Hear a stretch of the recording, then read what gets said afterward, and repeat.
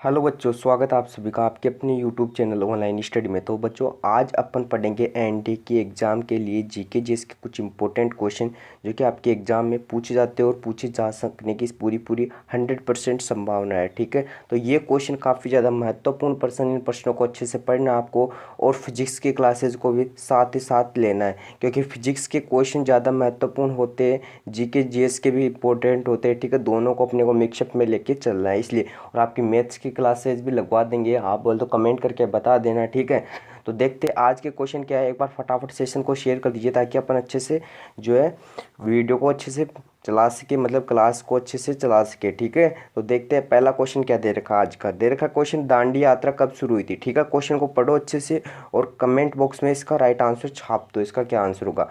देखो दोस्तों, बात करें दांडी यात्रा तो ये देखो 12 मार्च 1930 को जो है स्टार्ट होती है और पूछे कब तक चलती है। 6 अप्रैल 1930 तक चलती है। ठीक है, कब चलती है? 6 अप्रैल 1930 तक चलती है। या आपको इसकी अवधि पता होनी चाहिए। ठीक है, ये तो टाइम पीरियड्स हो गया। अब आपको पूछ ले कि जो ये दांडी यात्रा है ये संबंधित किससे है, तो सविनय अवज्ञा आंदोलन वो कब हुआ था? 1930 में हुआ था, वो इससे रिलेटेड है, यह आपको पता होना चाहिए। ठीक है, और ये दांडी यात्रा क्यों हुई थी इसका भी कारण आपको पता होना चाहिए, नमक कर न देने के कारण में। ठीक है, नमक कर न देना। ठीक है, नमक कर नहीं देना। ठीक है, यहाँ पे लिखो नमक कर न देना। ठीक है, तो वो आप नोट कर लेना। ठीक है, और बात करते ये जो दांडी यात्रा है कहाँ से कहाँ हुई थी? साबरमती से दांडी तक लिख लो, ये भी साबरमती से दांडी तक दोनों कहाँ है? गुजरात में है। ठीक है, तो ये याद रखना। अब देखो इससे रिलेटेड एक क्वेश्चन और क्या बनता है आपके, देखो नोट कीजिएगा, अच्छा क्वेश्चन है कि जो ये दांडी यात्रा है इसको रोकने के लिए क्या हुआ था? गांधी इरविन समझौता हुआ था। 5 मार्च 1931 में क्या हुआ था? गांधी, नोट करो बच्चों, गांधी इरविन समझौता। गांधी इरविन समझौता, यहाँ पे लिख लो गांधी इरविन समझौता, कॉम्प्रोमाइज। ठीक है, गांधी इरविन समझौता हुआ था। कब हुआ था? 5 मार्च 1931 को हुआ था, यह आप नोट कीजिएगा। फिर देखो इसके बाद क्या हुआ था? सुखदेव भगत सिंह सुखदेव और राजगुरु को फांसी हुई थी। कब हुई थी? 23 मार्च 1931 को। ये भी आप अच्छा क्वेश्चन है, नोट कर लीजिएगा। 23 मार्च 1931 को क्या हुई थी? भगत सिंह प्लस सुखदेव प्लस राजगुरु, इन तीनों को क्या हुई थी? फांसी हुई थी। ठीक है, तो ये भी अच्छा क्वेश्चन है। एक क्वेश्चन में और आपको बता देता हूँ, एक दो क्वेश्चन। ठीक है, तो ये नोट कीजिए, तब तक मैं स्क्रीनशॉट ले लीजिए आप फटाफट, मैं इसको इरेज कर रहा हूँ। देखो क्वेश्चन सेकंड क्या पूछेगा आपको? क्वेश्चन सेकंड ये पूछेगा कि 1931 में, ठीक है, 1931 से रिलेटेड क्वेश्चन बता रहा हूँ। 1931 में कौन सा अधिवेशन हुआ था? ये आप नोट कर लेना, कराची सेशन हुआ था। ठीक है, कराची अधिवेशन हुआ था, ये भी आप नोट कीजिएगा। ठीक है, ये कराची अधिवेशन हुआ था, इसके हेड कौन थे, मतलब अध्यक्ष कौन थे? सरदार वल्लभ भाई पटेल जी थे। कौन थे? सरदार वल्लभ भाई पटेल जी थे, ये भी आप नोट कीजिएगा। अच्छा क्वेश्चन है, टॉप लेवल का क्वेश्चन है, काफ़ी इंपॉर्टेंट क्वेश्चन है।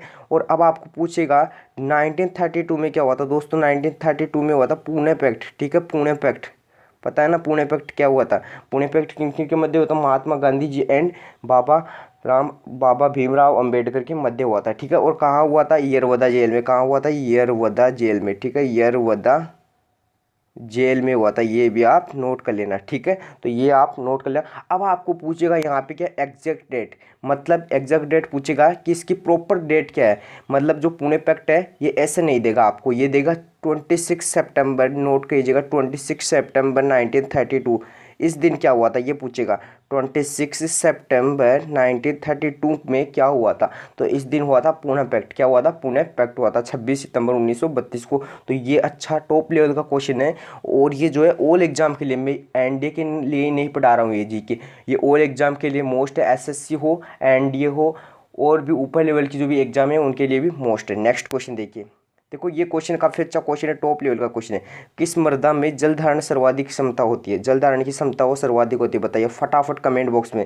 आपके कमेंट का इंतजार है मुझे, फटाफट नोट कीजिए इस क्वेश्चन को, इसका राइट आंसर दीजिए। मतलब कौन सी जो है मृदा है जिसकी जल धारण क्षमता सर्वाधिक होती है? तो काली मृदा का नाम आपने सुना होगा, इसकी जो जल धारण क्षमता होती है वो सर्वाधिक होती है। अब इससे रिलेटेड क्वेश्चन नोट कीजिएगा।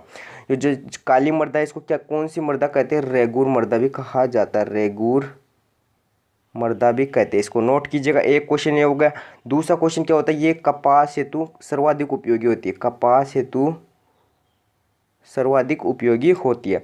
नेक्स्ट क्वेश्चन क्या पूछेगा? ये दक्कन में पठार में पाई जाती है। कहाँ पाई जाती है? दक्कन के पठार में पाई जाती है, दक्कन के पठार में पाई जाती है, ये भी आप नोट कीजिएगा। ठीक है, अब देखो दूसरे क्या पूछेगा, आपको पूछ सकता है पीट मर्दा, नाम सुना होगा आपने, पीट मर्दा आपके सामने शो हो रही है, और इस पीट मर्दा से रिलेटेड एक क्वेश्चन आपको बनता है। यहाँ पे क्या हो जाता है, क्या मिलती है यहाँ पे, मैंग्रोव वनस्पति का नाम आपने सुना होगा, काफ़ी अच्छा क्वेश्चन है ये। मैंग्रोव वनस्पति कहाँ देखने को मिलती है आपको, या कहाँ पाई जाती है मैंग्रोव वनस्पति, ये अपनी कहाँ पाई जाती है, पीठ मृदा में पाई जाती है। ठीक है, तो ये नोट कीजिएगा। एक क्वेश्चन अच्छा क्वेश्चन है जिसके लिए मैंने आपके लिए जो है स्टार लगा के लिख रखा है, तो इनको नोट कीजिए। नेक्स्ट क्वेश्चन देखिए फटाफट, ये देखो पृथ्वी की काली मिट्टी, देखो दोस्तों अच्छा क्वेश्चन है, और इन क्वेश्चनों को नोट करते चलेगा। इसको तो 4 स्टार कर कीजिए क्योंकि अच्छा क्वेश्चन है।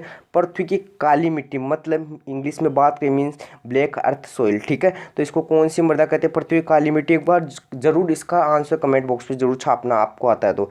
चरणोजम मृदा, ठीक है, सॉरी चरणोजम मृदा, कौन सी मिट्टी, चरणोजम मृदा। ठीक है, चरणोजम मृदा, ये लो, इसका राइट आंसर क्या हो जाएगा, चरणोजम मृदा हो जाएगा। नेक्स्ट क्वेश्चन, अब देखो इनकी घटनानुसार इनको व्यवस्थित करना है, ये थोड़ा लिखने में मिस प्रिंट हो गया, इनकी घटनानुसार व्यवस्थित करना है। बक्सर का युद्ध कब हुआ था दोस्तों, 1764 में हुआ था। प्लासी का युद्ध हुआ था 1757 में हुआ था। और पानीपत के थर्ड युद्ध की बात करें कि पानीपत का जो बच्चों थर्ड युद्ध कब हुआ था, वो हुआ था 1761 में हुआ था। और हैदराबाद की सहायक संधि कब हुई थी, 1798 में हुई थी, ये भी आप नोट कर लेना। ठीक है, किसके काल में, लॉर्ड वेलेस्ली के काल में हुई थी। ठीक है, तो ये नोट कीजिएगा। अब आपको क्या पूछा जा सकता है कि देखो एक क्वेश्चन आपको क्या पूछेगा, अब इनको आप जो है अपने क्रमानुसार व्यवस्थित कर लेना। आपको पूछ सकता है इलाहाबाद की जो संधि हुई थी, ठीक है, इलाहाबाद की संधि हुई थी, इलाहाबाद की जो संधि हुई थी, ठीक है, सभी को पता है कब हुई थी, ये बताओ आप कमेंट बॉक्स में। 1765 में, ठीक है, 1765 में बक्सर के युद्ध के बाद। ठीक है, बक्सर के युद्ध के बाद मतलब इसके जस्ट बाद में, इसके टाइम पे बोल सकते हैं अपन। ठीक है, तो ये आप नोट कर लेना। और यदि बात करते हैं प्लासी के युद्ध के समय बंगाल का गवर्नर कौन था, लॉर्ड क्लाइव, ये भी नोट कीजिए, लॉर्ड क्लाइव था। कौन था, लॉर्ड क्लाइव था, ये भी आप नोट कीजिए। अच्छा क्वेश्चन है। नेक्स्ट क्वेश्चन की ओर बढ़ते हैं फटाफट। नेक्स्ट क्वेश्चन क्या दे रखा है, कौन सा कथन महाजनपद के बारे में असत्य कथन दे रखा है। देखिए दोस्तों ये अच्छा क्वेश्चन है। कुल जो महाजनपद है भारत में वो कितने, 16, बिल्कुल सही दे रखा है। और अस्मक आपने नाम सुना होगा, अस्मक एकमात्र ऐसा जो है जनपद था जो दक्षिण भारत का एकमात्र जनपद था, और अस्मक की राजधानी पोतन थी। और यदि बात करते हैं ये कौन सी नदी के तट पर था, ये कृष्णा नदी नहीं, गोदावरी नदी के तट पर था। ठीक है, गोदावरी नदी के तट पर स्थित है, ये नोट कर लेना। ठीक है, थोड़ा ये अच्छा क्वेश्चन है तो इसको नोट कीजिएगा और इसका स्क्रीनशॉट लेकर रखना, क्योंकि अच्छा क्वेश्चन है, ये पूछा जा सकता है, काफ़ी ज़्यादा मोस्ट इंपॉर्टेंट क्वेश्चन है। ठीक है, नेक्स्ट क्वेश्चन की ओर बढ़ते हैं फटाफट। क्वेश्चन अगला देखिए, अंगूर की खेती के अध्ययन को क्या कहते हैं, सभी को पता है दोस्तों, विटीकल्चर कहते हैं। क्या कहते हैं, विटीकल्चर कहते हैं। वर्मी कल्चर किसको कहेंगी, किसान के दोस्त की खेती को। ठीक है, केंचुआ पालन, किसान का दोस्त भी कहा जाता है केंचुआ पालन को। ठीक है, एपीकल्चर की बात करें दोस्तों कि एपीकल्चर किसे कहते हैं, शहद से रिलेटेड। ठीक है, शहद से रिलेटेड। और सेरीकल्चर, रेशम कीट जो पालन होता है वो कहलाता है सेरीकल्चर। ठीक है, ये भी आप नोट कीजिएगा। नेक्स्ट क्वेश्चन देखिए फटाफट, क्वेश्चन नंबर 6, ये देखिए अच्छा क्वेश्चन है, ये भी काफ़ी टॉप लेवल का क्वेश्चन दे रखा आपको। मर्मकटिकतम, ठीक है, मर्मकटिकतम ग्रंथ के रचयिता बताइए। तो इस ग्रंथ के रचयिता हो जाएंगे शूद्रक। कौन हो जाएंगे, शूद्रक इसका राइट आंसर हो जाएगा। अब बात करते हैं विशाखदत्त द्वारा कौन सा ग्रंथ या कौन सी पुस्तक रचित है। आपने नाम सुना होगा मुद्रा राक्षस, मुद्रा राक्षस। ठीक है, मुद्रा राक्षस। ठीक है, ये जो पुस्तक है ये इनकी है। बाणभट्ट की बात करिए, बाणभट्ट की कौन सी पुस्तक है, कादम्बरी ग्रंथ बोल सकते हो आप, कादम्बरी, नोट कर लेना, कादम्बरी ग्रंथ। ठीक है, वो इनका हो जाएगा। एक बार देखो मैं इसको इरेज कर देता हूँ, एक बार इसको इरेज करके अच्छे से लिख देता हूँ ताकि आपको कन्फ्यूजन नहीं हो कुछ भी। ठीक है, एक बार मैं फिर से लिख रहा हूँ तो आप अच्छे से नोट कीजिएगा। ये लो कलर चेंज कर लिया। और बाणभट्ट द्वारा कौन सा हो जाएगा, कादम्बरी जो ग्रंथ है वो हो जाएगा। ठीक है, कादम्बरी ग्रंथ, ये लो अब अच्छे से लिख दिया मैंने। ठीक है, फिर बात करते हैं महर्षि पाणिनि, तो अष्टाध्यायी लिख लो, मैं जैसे बोल रहा हूँ वैसे आप नोट कर सकते हो, अष्टाध्यायी। ठीक है, तो जो अष्टाध्यायी ग्रंथ है वो किनका है, वो हो जाएगा अपना महर्षि पाणिनि जी का। ठीक है, नेक्स्ट क्वेश्चन, निम्न में से असत्य को पहचानना अपने को, असत्य कौन सा दे रखा, बंगाल के पहले गवर्नर लॉर्ड क्लाइव। और यदि बात करते पहले गवर्नर जनरल की, वो कौन हो जाएंगे, वॉरेन हेस्टिंग्स जी। लिखो वॉरेन हेस्टिंग्स, कौन हो जाएंगे, वॉरेन हेस्टिंग्स। तो ये भी आप नोट कीजिएगा। स्थायी बंदोबस्त की व्यवस्था, देखो अच्छा क्वेश्चन है। अब पूछता है ये स्थायी बंदोबस्त की व्यवस्था है वो क्या है। ठीक है, तो स्थायी बंदोबस्त की व्यवस्था किसके काल में हुई थी दोस्तों? लॉर्ड विलियम बेंटिक के काल में नहीं हुई थी। ये किसके काल में हुई थी? लॉर्ड कॉर्नवालिस के काल में हुई थी। किसके काल में हुई थी? लॉर्ड कॉर्नवालिस के काल में हुई थी। इसको नोट कर लेना अच्छे से। ठीक है, अब बात करते हैं लॉर्ड कॉर्नवालिस के काल में हुई तो थी, लेकिन कब हुई थी ये आपको नहीं पता है। पता होगा तो आप कमेंट बॉक्स में टाइप कीजिए। 1793 में हुई थी। 1793 में हुई थी, 1793 में हुई थी। और वैज्ञानिक आधार पर जनसंख्या का किसके काल में था ये सिस्टम? लॉर्ड रिपन के। और ये देखो अच्छा क्वेश्चन दे रखा है, एक बार ये अच्छा क्वेश्चन दे रखा है तो मैं इरेज करके एक बार ये हटा देता हूँ ताकि आपको अच्छे से समझा सकूँ इस क्वेश्चन को। ठीक है, मैं ये देख सकते हो आप, अच्छा क्वेश्चन दे रखा है इसलिए इसको मुझे इरेज करना पड़ा। हाँ, समाचार पत्रों का मुक्तिदाता मैटकॉफ, ये अच्छा क्वेश्चन, इसको याद रखिएगा भैया क्योंकि ये ऑल एग्जाम में ज़्यादातर पूछा जाता है। ठीक है, अच्छा से अच्छा क्वेश्चन है इसलिए इसको याद रखना। ठीक है, चलो मुझे बताओ जम्मू कश्मीर का इतिहास है वो किस बुक में लिखा है या किस ग्रंथ में लिखा है? कमेंट बॉक्स में छाप के बताओ फटाफट। ठीक है, नेक्स्ट क्वेश्चन देखिए फटाफट क्या दे रखा है। इनमें से असत्य कथन को चुनना या असत्य को पहचानना है।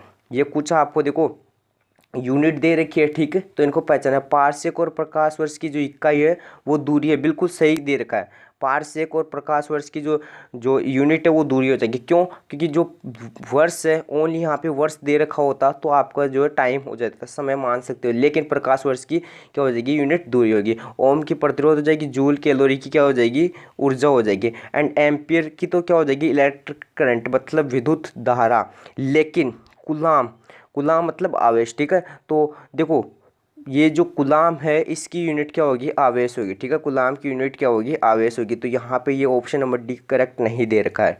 Next question, question number 9। इनमें से देखो क्वेश्चन अच्छा है, ये क्वेश्चन काफ़ी ज़्यादा मोस्ट है, इसको डबल स्टार क्लिक कीजिए बच्चों, इस क्वेश्चन को समझने की कोशिश करिएगा। निम्न में से कौन सी जल संधि है जो भूमध्य सागर से अंटार्कटिक, यहाँ पे थोड़ा सा सही कर दिया, अंटार्कटिक ने अंटार्कटिक कर लेना। ठीक है, अंटार्कटिक।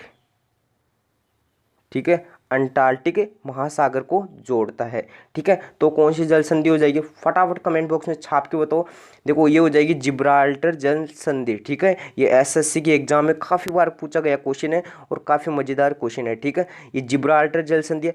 हालांकि एनडीए में पूछा गया क्वेश्चन है, ये कोई बात नहीं कि एनडीए में नहीं पूछा गया, सभी एग्जाम के लिए मोस्ट क्वेश्चन है। ठीक है, अब बात करते हैं भूमध्य सागर की कुंजी किसे कहते हैं? नोट कीजिएगा, भूमध्य सागर की कुंजी किसे कहते हैं? फटाफट छाप के बताओ। देखिए भूमध्य सागर की कुंजी कहते हैं किसको? जिब्राल्टर जल संधि को। ठीक है, फिर बात करते हैं सुएज नहर किसको जोड़ती है? सुएज नहर है भूमध्य सागर को लाल सागर से जोड़ती है। भूमध्य सागर को लाल सागर से जोड़ने का काम कौन करती है? सुएज नहर करती है, ये आप नोट कीजिएगा। और बताइए कर्च जो जल संधि है वो किन किन को जोड़ती है? कर्च जल संधि काला सागर को, नोट कीजिएगा, काला सागर को ओजेम सागर से, काला सागर को ओजेम सागर से जोड़ने का काम करती है। ठीक है, नेक्स्ट क्वेश्चन, इनमें से असत्य को पहचानना है। ठीक है, तो कौन सा असत्य दे रखा है? सांची का स्तूप एमपी में, बिल्कुल सही बात दे रखा है। और किसके द्वारा बनाया गया था? सम्राट अशोक के द्वारा बनाया गया था, ये भी आप नोट कीजिएगा। ठीक है, अच्छा क्वेश्चन है। चलिए और क्वेश्चन के बारे में डिटेल्स करते हैं अपन। दिलवाड़ा मंदिर राजस्थान, ठीक है, बिल्कुल सही दे रखा है। और कहाँ है? माउंट आबू में, ये भी नोट कर लेना। ब्लैक पैगोडा कोणार्क सूर्य मंदिर, क्या है? यहाँ सूर्य मंदिर प्रसिद्ध है। ठीक है, कोणार्क का सूर्य मंदिर ओडिशा में। ठीक है, बीवी का मकबरा गुजरात में नहीं है, ये दोस्तों गलत दे रखा। बीवी का मकबरा कहाँ बताओ? ताजमहल की भद्दी नकल बोल सकते हैं इसको। ठीक है, बीवी का मकबरा औरंगाबाद। ठीक है, औरंगाबाद, औरंगाबाद से क्या हो जाएगा? इसको बनाने वाला मतलब बनवाने वाला औरंगजेब हो जाएगा। अब देखो दोस्तों गुजरात में क्या है ये भी आपको पता होना चाहिए। रानी की बाव, नोट कीजिए, रानी की वाव कहाँ देखने को मिलेगी आपको? रानी की वाव कहाँ देखने को मिलेगी? ये देखने को मिलेगी अपने पाटन गुजरात में देखने को मिलेगी। ठीक है, तो देखते हैं और क्वेश्चन है या इतने ही आज के लिए क्वेश्चन। तो दोस्तों क्वेश्चन देखो थोड़े डीपली थे, मतलब अच्छे लेवल के थे क्वेश्चन, इसलिए आपको अच्छे लगे हो तो वीडियो को लाइक जरूर करना एंड चैनल पर नहीं हो तो चैनल को सब्सक्राइब कर देना। ये जो वीडियो है ऑल एग्जाम के लिए मोस्ट इंपॉर्टेंट है, तो सभी बच्चों को शेयर कर देना। आपके पास जितने भी ग्रुप है भाई बहन है उनको कहो कि ऑनलाइन स्टडी से जल्दी जुड़े, क्योंकि वहाँ पर आपको अच्छे से जीके जीएस देखने को मिलेगा। आज के लिए इतना काफ़ी, एक बार फिर नई वीडियो के साथ मिलेंगे, तब तक के लिए बाय बाय, टाटा, जय हिंद, जय भारत।